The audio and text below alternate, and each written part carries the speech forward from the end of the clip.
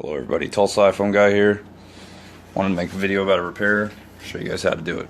It's the iPhone 6 Plus. Taking the proximity sensor out of this one. You're going to start off by taking out the pin lobe screws.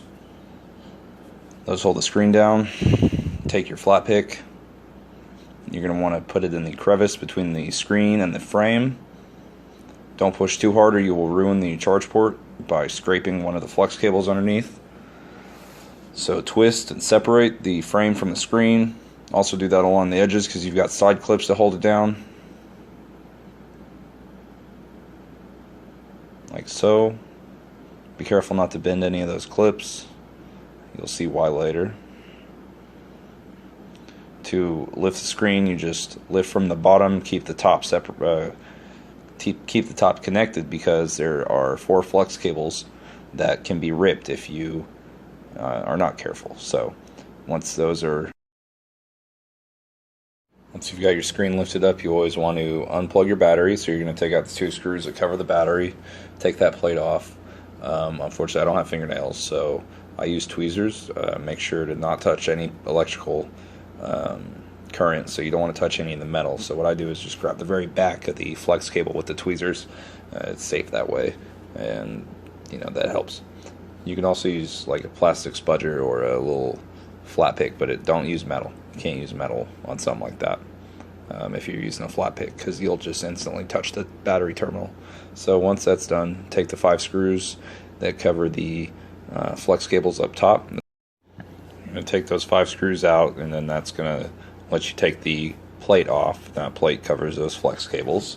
Whenever you get that plate off, whenever you're going to remove the flex cables, they're plugged into the motherboard and they are very sensitive. So what I do is put my index finger behind the cables and use my thumb to press down on all of them as a group, and I kind of gently pry up so that they disconnect from the motherboard. If you pull too hard, you'll rip it, and unfortunately, that could damage a lot of stuff.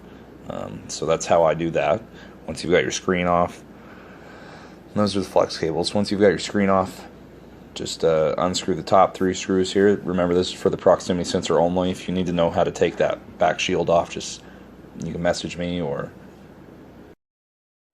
now to take the proximity off, take the 3 screws off the top. There's another metal plate holding it down. Lift the camera off to the left and then take the metal ear speaker off. It's got 4 connectors, 4 prongs, and 4 metal connectors. That's on the proximity sensor. So lift the camera up, take speaker off, take my tweezers, and I stick them right under the top flex cable there. If you separate it too hard, that proximity sensor will come off of the flex cable and you'll need to buy a brand new one. So this is how you do it without having to buy a new one. This is just transferring it from the old one.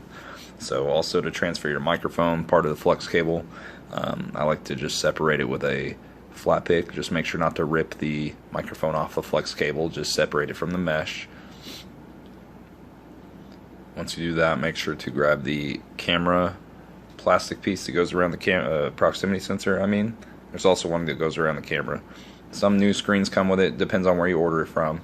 But if your new screen doesn't have those little plastic pieces, they won't be centered and you may have issues. So you want to grab those plastic pieces off your old screen and put them on the new screen the exact same way to make sure that your proximity sensor works properly and your camera is centered, or else you may not be able to take proper selfies or whatever.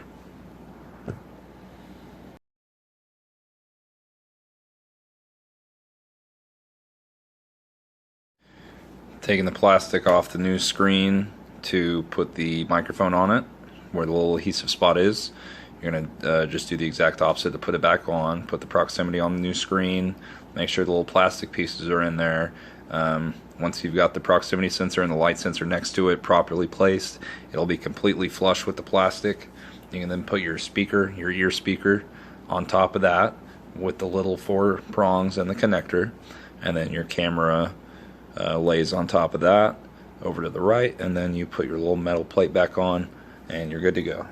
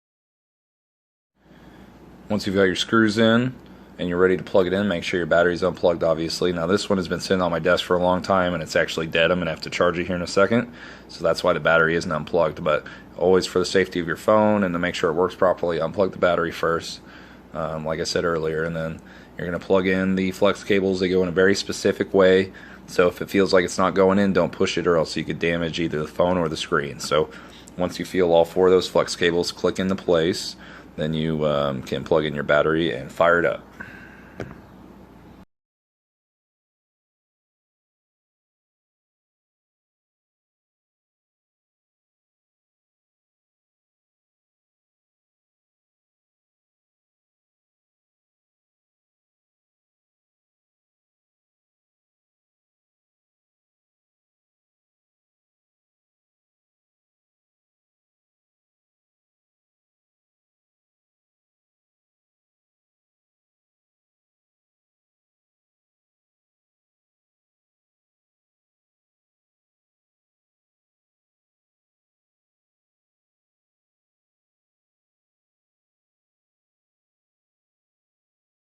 Now, to test your proximity sensor, just open up your sound recorder app, record some audio, and then up in the top right, you'll see a speaker icon. If it's white, then that means it's going to play it through the ear speaker, so go ahead and play what you just recorded, put your thumb over it, and if it turns black, you're all good. And that's about it. The proximity sensor is all good, making sure the touchscreen works. To finish it off, you're just going to put your plate back on the flex cables with your 5 screws, and then you're going to put the screws back on your battery if you haven't done that already.